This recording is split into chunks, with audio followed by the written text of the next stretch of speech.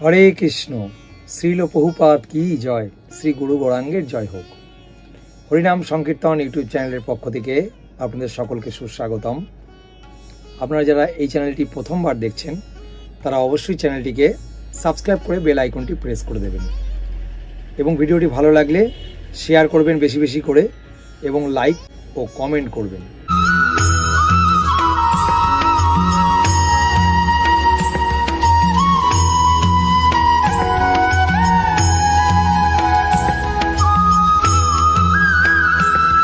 হরে কৃষ্ণ। আবার একটি নতুন ভিডিও নিয়ে আপনাদের সামনে উপস্থাপনায় আসলাম। মূল টপিক হচ্ছে মানুষের প্রকৃত শত্রু কে। মানুষের প্রকৃত শত্রু কে, আমরা সেটি ভগবদ গীতার ধ্যান যোগ 6ষ্ঠ অধ্যায়ের 6 নম্বর শ্লোক দিয়ে আমরা বিচার করব। তো আপনারা ভিডিওটি পুরোপুরি দেখুন, মনোযোগ করে লাস্ট পর্যন্ত দেখুন, ভিডিওটি না কেটে। আমাদের 5টা জ্ঞানেন্দ্রিয় আছে এবং 5টা কর্ম ইন্দ্রিয় আছে। 5টা জ্ঞানেন্দ্রিয় চোখ, কান, নাক, জিহ্বা আর ত্বক। এই 5টা আমাদের জ্ঞানেন্দ্রিয়। আর 5টি কর্ম ইন্দ্রিয় আছে, সেটা হচ্ছে মুখ, হাত, পা আর পায়ুদ্বার আর উপস্থ, অর্থাৎ বাক পানি পাদ পায়ু উপস্থ। তো এই 5-5-10টা ইন্দ্রিয়, এই 10টা ইন্দ্রিয়ের উপরে হেড একজন আছে, সেটা হচ্ছে অন্তর ইন্দ্রিয়। সেটা কি? সেটা হচ্ছে আমাদের মন। এই মন হচ্ছে আমাদের অন্তর ইন্দ্রিয়। আমাদের কখনো কিছু ইন্দ্রিয় তৃপ্তি করবার বাসনা আসলে, ভালো একটি খাবার খেতে ইচ্ছা হলো, তো সেক্ষেত্রে আমাদের প্রথমে মনটা ধাবিত হয় ফার্স্ট, যে না মনটা ওই মৌসুমি লেবুটা খুব খেতে ইচ্ছা করছে, খুব মিষ্টি জুস। ফার্স্ট কিন্তু মনটা হিট করে, মনটা ধাবিত হয়। তারপরে কি হয়, মনের সাথে সেই ইন্দ্রিয়গুলো স্বাদ দেওয়া শুরু করে। তখন কি হয়, যখনই চাইলো, তখন আমরা পা দিয়ে হেঁটে, হাত দিয়ে ধরে, জিহ্বা দিয়ে স্বাদ আস্বাদন করি। আমরা সবকটি ইন্দ্রিয়ের সাহায্য নিয়ে আমরা ইন্দ্রিয়গুলোর সাহায্য নিয়ে, সহযোগিতা নিয়ে আমরা সেই ইন্দ্রিয় তৃপ্তির বাসনাটি পরিপূর্ণ করি। সেই জন্য আমাদের মনকে নিয়ন্ত্রণ করার খুব দরকার। মনই কিন্তু আমাদের বন্ধুর স্বরূপ হয়ে যেতে পারে। আমাদের মন যদি আমাদের নিয়ন্ত্রণে থাকে, তাহলে আমাদের বন্ধুরূপ কাজ করবে। একটি বন্ধুর মতন মন আমার সাথে সহযোগিতা করবে। মন যদি আমাদের নিয়ন্ত্রণ থাকে, ভালো কাজ করতে মনই সহযোগিতা করবে। আর যদি আমাদের মন নিয়ন্ত্রণে না থাকে, মনকে যদি আমরা বশ করতে অক্ষম হই, তবে মনই আমাদের শত্রুর সমান হবে। এই কথাটি ভগবদ গীতায় পরমেশ্বর ভগবান 6ষ্ঠ অধ্যায় ধ্যান যোগের 6ষ্ঠ শ্লোকে ভগবান স্পষ্টভাবে বলে দিয়েছেন। আমি একটি শ্লোকটি ভাঙিয়ে বলছি।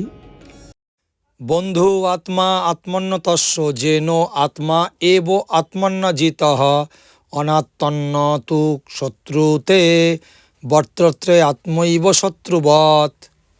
শ্লোকটি সংস্কৃত ভাষা। তো এটির অনুবাদ হচ্ছে, যিনি তার মনকে জয় করতে পেরেছে, তার মনই হচ্ছে তার পরম বন্ধু।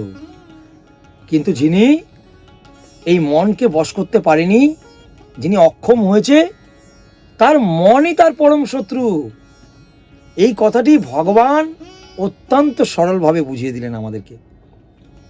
সেই জন্য এই যে অষ্টাঙ্গ যোগের পন্থা থাকে, এই অষ্টাঙ্গ যোগ করবার মূল উদ্দেশ্য হচ্ছে এই মনকে সংযত করা। এই মনকে সংযোগ যদি আমরা করতে পারি, পারমার্থিক আমাদের উন্নতি খুব তাড়াতাড়ি আমাদের হবে। যিনি মনকে সংযম করতে পারেনি, মনকে সংযত করতে পারেনি, তার সমস্ত জীবনটাই যেন ব্যর্থ হয়ে যাবে, সমস্ত জীবনটাই অসংযত হয়ে যাবে, অসামাজিক হয়ে যাবে। তো সেই জন্য আমাদের মনকে সংযত করা অত্যন্ত দরকার। কিন্তু সেই জন্য আমাদের এই মনকে যদি সংযত না করতে পারি, তাহলে কি হবে?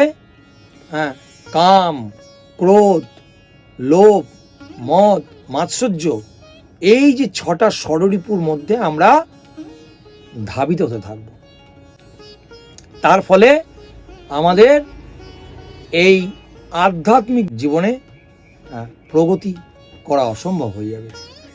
কিন্তু মন যখন বশীভূত হয়, তখন পরমাত্মা রূপে প্রত্যেক হৃদয়ে অবস্থিত যে ভগবান, তার আদেশ পালনে জীব স্বতঃস্ফূর্ত হয়। বুঝতে পেরেছেন? যোগ অভ্যাসের যে যথার্থ তাৎপর্য হচ্ছে হৃদয়ে পরমাত্মার সঙ্গে সংযুক্ত হয়ে তার আজ্ঞা পালন করা। সেই জন্য আমরা যখন অনেকে বলে না, মন চাইছে, ভগবান তো আমাদের ভগবান তো পরমাত্মা তো আমাদের হৃদয়ে বসে আছে, তাহলে আমরা যখন খারাপ কাজ করি, তাহলে ভগবান কেন আটকান না ভক্তকে?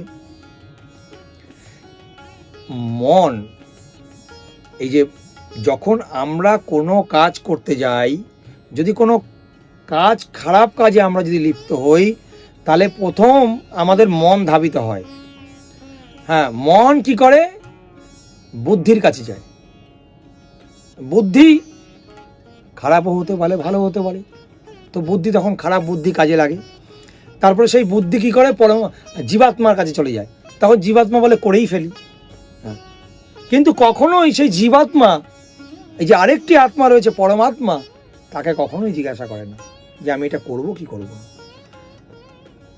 সেই জন্য এই যে আমাদের পরমাত্মা রূপে দেহের মধ্যে যে রয়েছে হৃদয়ে ভগবান কৃষ্ণ, সেই জন্য জীবাত্মার স্বতন্ত্র ইচ্ছার উপরে পরমাত্মা কখনো হস্তক্ষেপ করে না। ঠিক আছে? সেই জন্যই আমাদের সাধুগুরু বৈষ্ণবের সঙ্গ করা উচিত, শাস্ত্রীয় গ্রন্থ পড়া উচিত। আমাদের এই কলিযুগে হরিনাম যে মহামন্ত্র, এটি বেশি বেশি করে জপ করা উচিত। তার ফলে কি হবে? আমাদের মনের মধ্যে কৃষ্ণ চেতনা, কৃষ্ণ ভাবামৃত বিকাশ হবে। তার ফলে ধীরে ধীরে মনকে আমরা সংযত করতে পারবো। আর যখন মনকে সংযত করতে পারবো, তখনই আমার পরম বন্ধু মন হবে। মনই আমার পরম বন্ধু হবে। তখন দেখবেন অত্যন্ত আনন্দ পাচ্ছেন।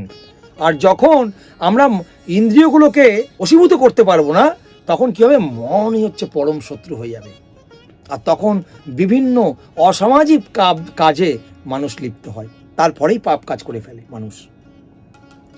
বুঝতে পারলেন? তো আজকের ভিডিও এটাই ছিল যে আমাদের মনই আমাদের পরম বন্ধু এবং মনই আমাদের পরম শত্রু। মনকে যদি আমরা কন্ট্রোল করতে পারি, তাহলে আমাদের মনের থেকে আপন বন্ধু আর এই পৃথিবীতে কেউ নেই। ঠিক আছে? তো আজকে এই পর্যন্তই, এটাই বলার ছিল আজকের টপিক।